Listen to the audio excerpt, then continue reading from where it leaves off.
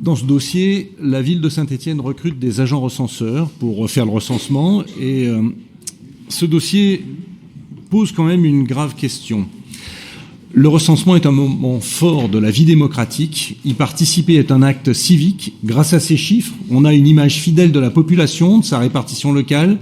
Cela permet une connaissance fine du territoire urbain et dans les communes du territoire rural, dans les communes plus rurales.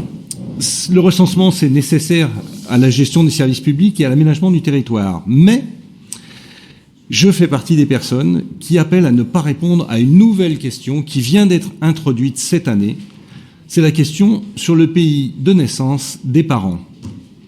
De nombreuses associations ont d'ailleurs plaidé auprès de l'INSEE, responsable pour le contenu du questionnaire, mais même la Commission nationale informatique et liberté ont plaidé pour que cette question ne soit pas ajoutée dans le bulletin du recensement. Aucune politique publique ne justifie que l'origine de nos parents soit collectée dans notre réponse. Cette question présente trop de dangers et de relents sinistres. D'ailleurs, répondre à chaque question du recensement INSEE est obligatoire. Mais ce n'est pas le cas de cette nouvelle question. En effet, dans le questionnaire Internet et dans la version papier, il sera indiqué que répondre à cette nouvelle question est bien facultatif.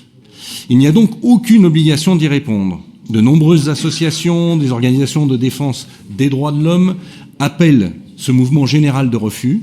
Je voudrais donc savoir si vous allez expliquer à nos agents recenseurs que cette question est facultative, car je n'oublie pas que certains partis aux idées ségrégationnistes atteignent aujourd'hui le pouvoir dans de trop nombreux pays. Nous pourrions regretter de leur avoir fourni des fichiers.